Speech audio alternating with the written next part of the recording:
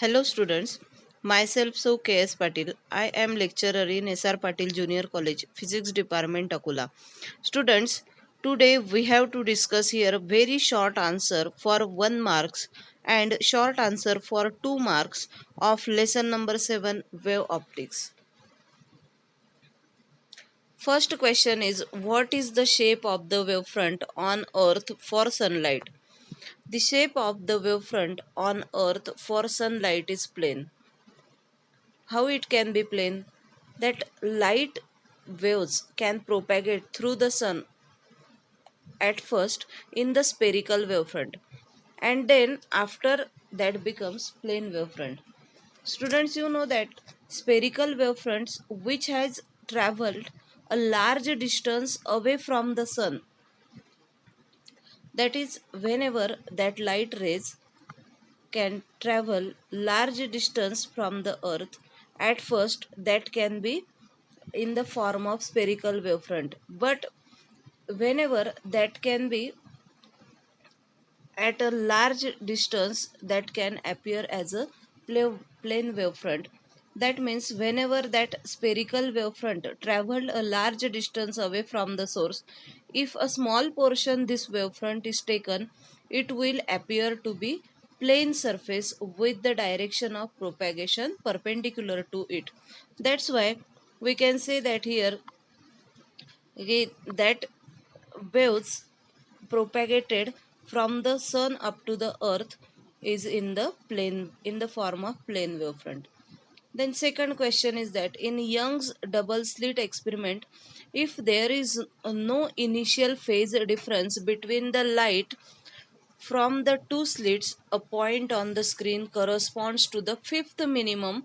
What is the path difference?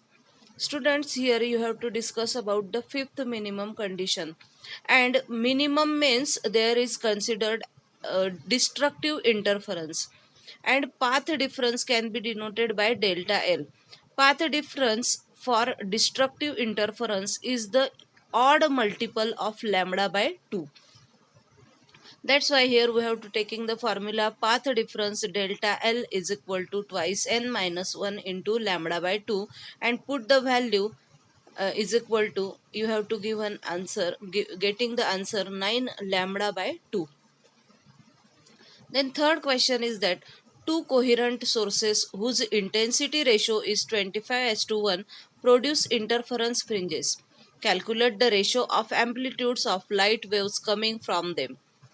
Students, you know that I1 by I2 is equal to A1 square upon A2 square, and the intensity ratio I1 by I2 is given here 25 by 1. That's why A1 by A2 is equal to 5 by 1. Next question is that why two light sources must be of equal intensity to obtain a well-defined interference pattern.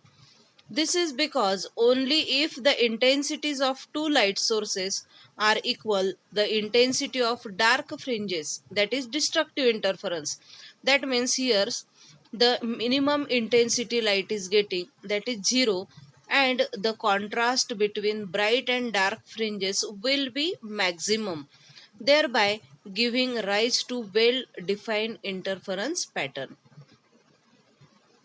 The next question is, what is the relation between the phase difference and optical path in terms of speed of light in vacuum?